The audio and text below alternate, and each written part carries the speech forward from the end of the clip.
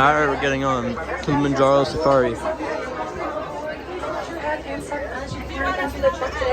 ahead and slide all the way across your row for me to make sure we have room for everyone in your party. Hi friends, on the right hand side, please make sure to watch those hands, arms, feet, and legs as your doors are now sliding closed. Oh. There we go. Alright, we're going on a safari now.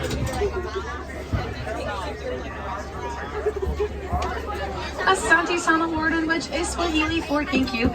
Another Swahili word that we say around here in Harambe is Chawende, which means let's go. Woo! Jambo everyone, and welcome aboard to Kilimanjaro Safaris. My name is Haley and I'm going to be your safari guide today as we make our way into the Harambe Wildlife Reserve. Before we get started out on our 2-week journey together today, I do have a few safety reminders for you. Number 1 is to remain fully seated at all times, even while this truck is not in motion. And number 2, keep all those hands, arms, feet, and legs inside the truck at all times as well. Now we are getting ready to make our way into the animals' homes here today, so we do want to remember to be respectful at all times. So please do not yell, whistle, call out, or make any kind of kissing noises to the animals or any loud noises whatsoever today, as it does disturb those around you as well as the animals. And this is their home and we are just visitors. But now we are going to get started here in what is called the Little Ituri Forest, which is home to some of the shyest creatures out in nature, as they like to use their natural body markings and camouflage to blend in with their surroundings. Over to the right hand side there we have our first animal of the day, known as the okapi. Now you can see that the okapi is wearing its zebra party pants today for the occasion, as it has those black and white stripes along those front and back end legs. Now those stripes do oftentimes make people think that the okapi is related to the zebra family. However, the okapi is a forest cousin to the giraffe. Now just like giraffes, okapis have long prehensile tongues that allow them to reach out to pull their food from any low parts of trees, but those long tongues can also be used to clean their ears and even lick their very own eyeballs.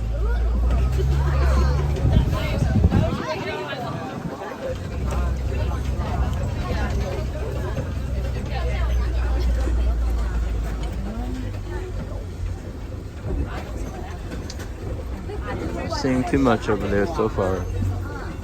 And already it's just up here to the left hand side, right behind these rocks here, you can see the back end of a black rhinoceros up there. You can kind of see the arch of the rhino's back there. As we pull around, you might be able to see it a little bit better from the back side. But now the black rhino is the smaller rhino species found in Africa, as they weigh up to about 3,000 pounds. Now black rhinos are a critically endangered species, as there are less than 5,000 black rhinos that remain on the planet. There's a bird over there. Over to the right hand side there we do have a black and white bird just on the top of that hill, known as a saddle-billed stork. And that stork can stand about 5 feet tall and have a wingspan of up to about 9 feet wide. You can get But off to the left-hand side here, just on the very top of that hill, we have a copper-colored antelope with those 2 horns, which are known as bongos. And then this grayer color antelope sitting down in front of the bush there is known as a greater kudu. Now the bongos are known as the ghost of the forest because they are rarely seen out in the wild. And that greater kudu was a female, as she did not have any horns on the top of her head, and only male greater kudu have horns.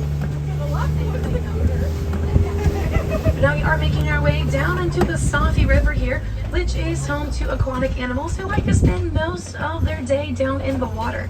So they can be a little bit tricky to spot and find sometimes, as they do tend to look like a floating rock or a dark shadow underneath the water surface. Now just over to the right hand side, on the very top of that water surface, we do have a couple of Nile hippopotamus there, but I am hoping we're going to see some more hippos up here that might be a little bit easier for everyone in the truck to see at once. Now we have some pink-backed pelicans off to the island on the right hand side as well. But as I mentioned, we actually have a full bloat of hippos over to the left hand side here. Now hippos can actually hold their breaths for about 8 minutes underwater at a time before coming up for air. Now these animals are known as herbivores because their diet consists mainly, now you have to remain seated at all times, so please sit back down so we can keep moving. Thank you so much. Hippos are considered herbivores as their diet does consist mainly of fruits and vegetables with occasional grass and hay. Now an entire group of hippos, just like the one that we saw to the left, is called a bloat because they do tend to look like some floating rocks on top of the water surface.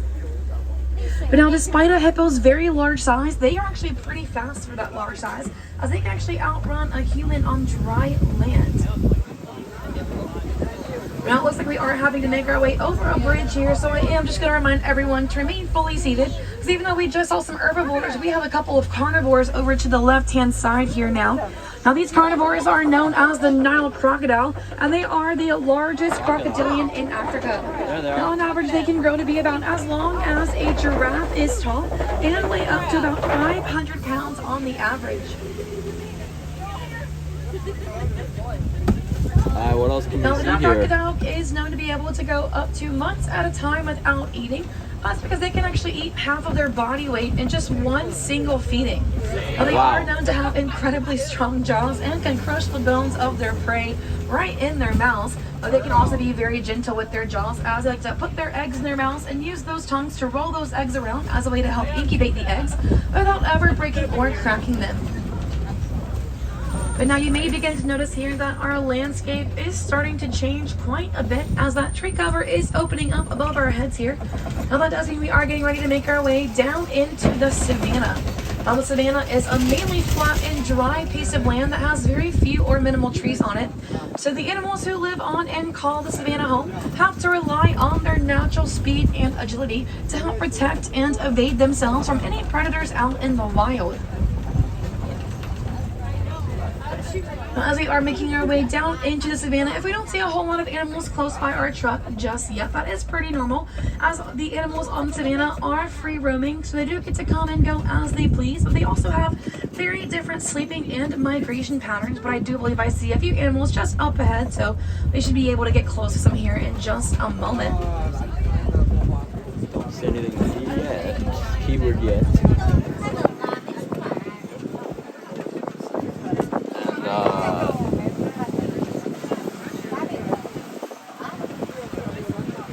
Now over to the left-hand side here, we have some African painted dogs.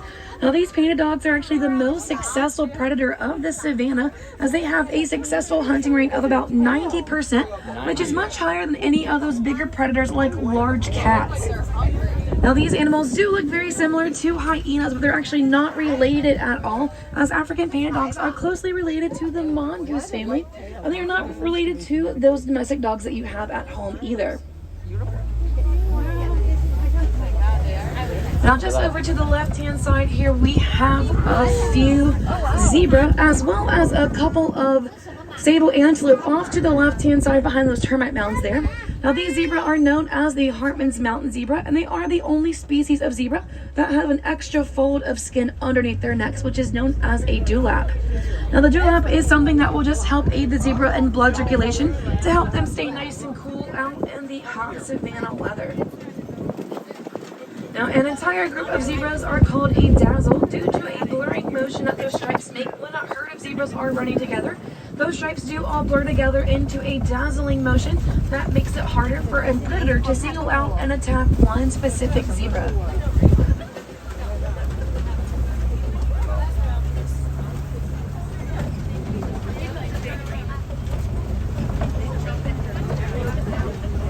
Nothing on this side, but pretty interesting stuff we've seen so far. There's another bus right there. Hi, humans. Anyways. Himbo Lodge, 7 kilometers. Now off to the right-hand side, out towards the middle of the savanna there, you can see a couple of different animals. That smaller brown animal with those white bottoms, or those white bellies, and those white legs are known as springbok. And then we have that gray color animal out there as well, known as wildebeest. Now springbok is their name from their ability to spring up into the air about 6 feet high when frightened. Now springbok are also in the top 10 fastest land animals, as they can actually run about 50 to 60 miles per hour.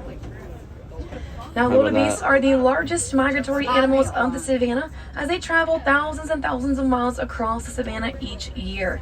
Now they like to travel in very large herds that can reach up to about 1.5 million wildebeests at one time. A lot.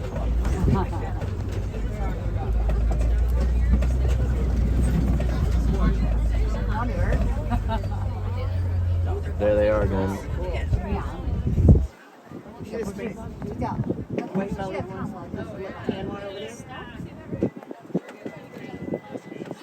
Now, as we are continuing on our journey today, as we get up ahead just a little bit, we will be able to see a few giraffe that can already spot from out here coming up to the left-hand side. Well, they're the giraffe. They are the tallest animal in the world, wow, as they can grow to be about 20 feet tall. It's a real giraffe. Now, an entire group of giraffes together are known as a tower because they are tall enough to where they tend to tower over everything and everyone out on the savannah. Now, as you can see, that one giraffe is actually sitting down for us today. There's two of them sitting down. Now, that is actually a very rare sight, as you will rarely ever see a giraffe sitting or laying down in the wild, as it puts the animal in an extremely vulnerable state, making it easy for predators to jump along their backs to attack them. So giraffes will actually sleep standing up with their eyes wide open. Wow. Now, giraffes only sleep for about 30 minutes out of the day and only in intervals. So they don't even sleep 30 minutes all at one time. Wow. Now, giraffes have a very long prehensile tongues that can range from about 16 to 18 inches long, which allow them to reach up to pull their food from those low-hanging branches off of trees.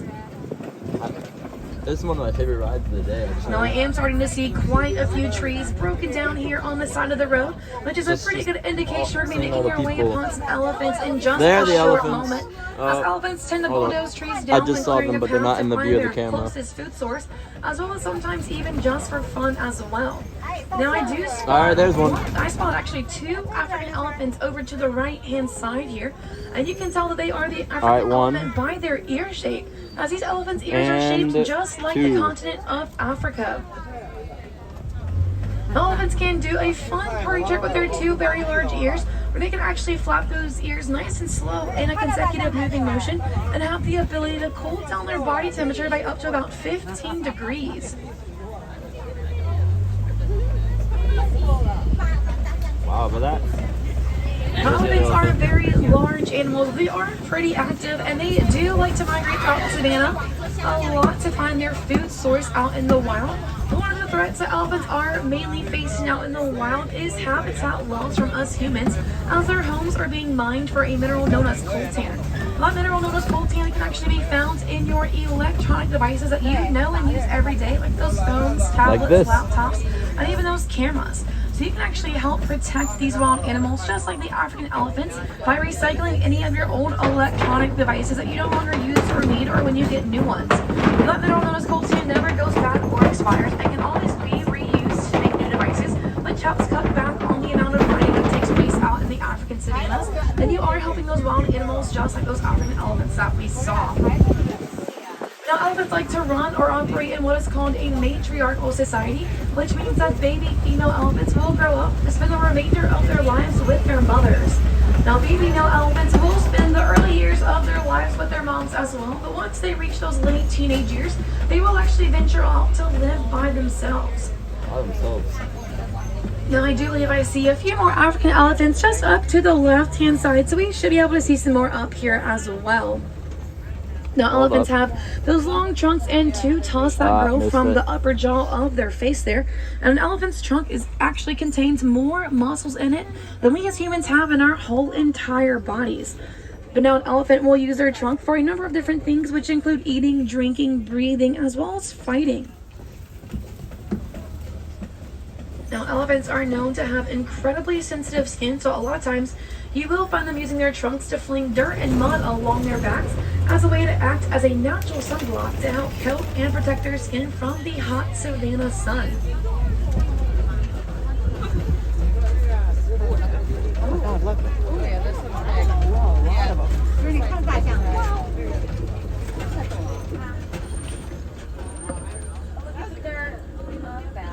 Also coming up to the right hand side here, just past this baobab tree, you'll be able to see these few horns sticking up pretty high in the air there. These horns actually belong to some Ankole cattle.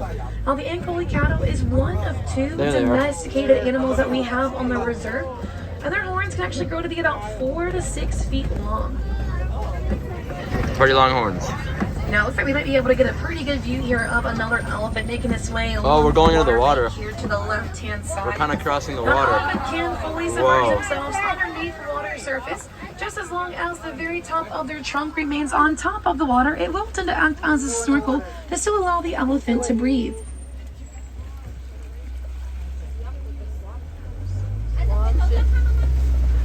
But now we are making our way around an island here to the left, which is home to a flamboyance of flamingo. Now, a flamboyance is just what a group of flamingo are called, and these are the greater flamingos, which means that they are the lightest shade of pink compared to other species of flamingos. Now, when hatched, flamingos are naturally gray, and then due to a nutrient that can be found in their everyday diet known as beta-carotene, that is how a flamingo gets their pink color, as their diet does tend to consist mainly of tiny brine shrimp. But now that being said, it does take up to about a full 2 years for flamingos to turn fully pink. There you go.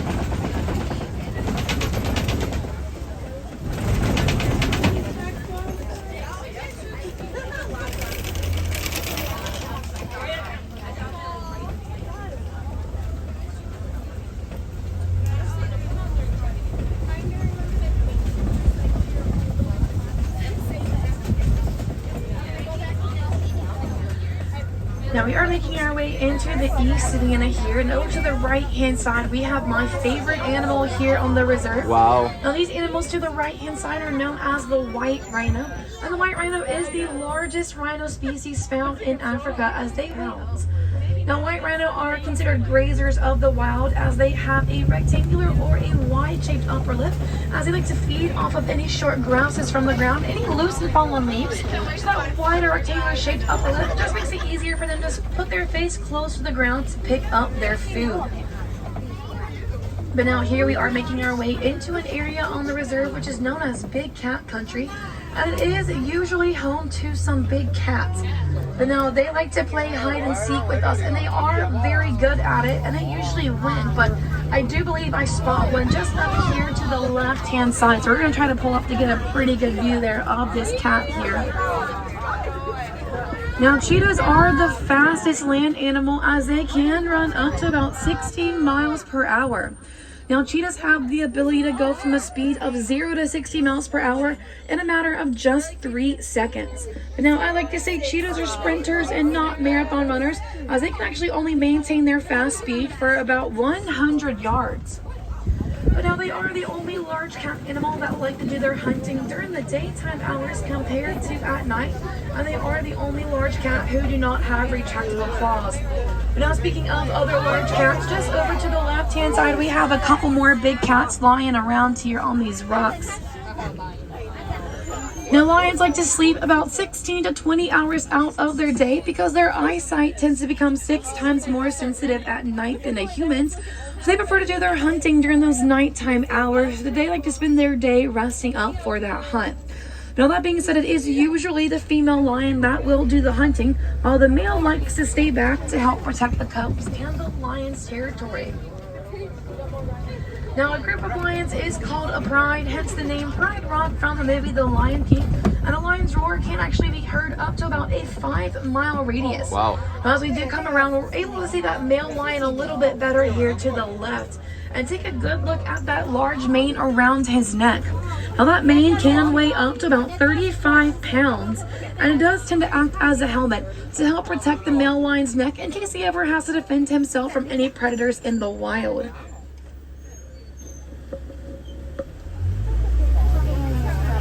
Wow.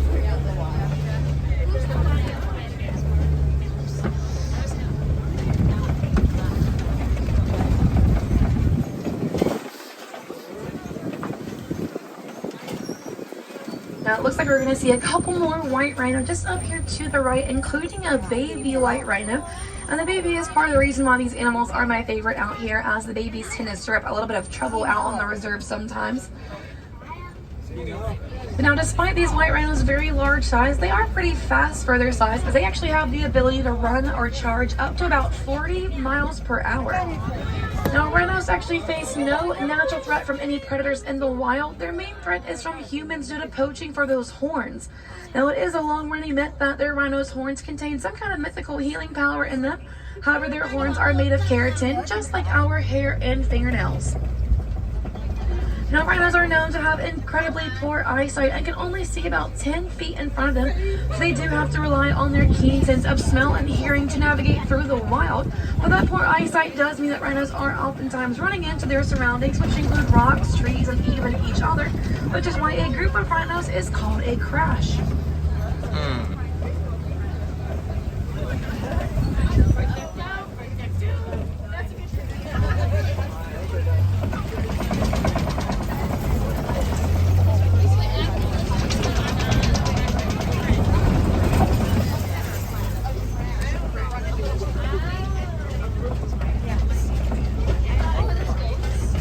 Now we are going to take a moment here and swing by the Warden's post, and you're going to be able to see some small furry animals hanging out in the backyard of the post today.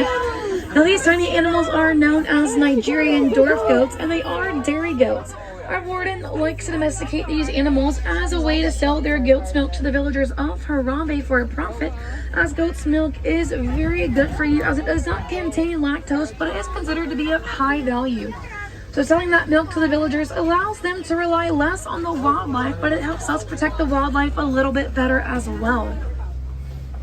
Now these Nigerian dwarf goats are great pets to have compared to larger livestock, as they are a lot smaller and require much less room to live and survive. Now they like to feed on the weedy undergrowth area of tall trees and grasses, so they do help feed and keep those tall grasses short that larger livestock may not like to feed from. So they too tend to act as a natural lawnmower to help keep your yards and pastures nice and cleanly cut. Now, unfortunately, friends, though, it does look like we are approaching the outskirts of the reserve now, which means that we are making our way back to the village here. So that does mean that our safari is coming to an end here, sadly, go in the water again. But I do hope you enjoyed your time out on the reserve, being able to see some animals up close that you may not get to see every day out in the wild. Now, you can always do your part and help protect the wildlife in your very own backyards, as well as the wildlife that we saw out here today. One of those ways is by recycling those old electronic devices that we talked about, and you're helping protect those larger animals like the African elephants. But you can also just reduce, reuse, and recycle any glass, paper, or plastic items from the very comfort of your own homes as well. You can also visit any gift shop in the theme park today and make a donation to the Disney Conservation Fund by making a purchase and rounding up any of that loose change, or just making a donation of any dollar amount. Now, as we are getting ready to make our way to an unloading dock here, this would be a great time to double check your rooms to make sure you have all those loose belongings, as you don't want to leave anything behind today. But here in Harambe, we do not like to say goodbye, as goodbyes are far too sad and final. So instead, we like to say a Swahili phrase known as Kwaherini. Now, Kwaherini means to go well. So friends, Kwaherini, go well, go wild, go enjoy the rest of your day here at Disney's Animal Kingdom, or wherever your next adventure may take you.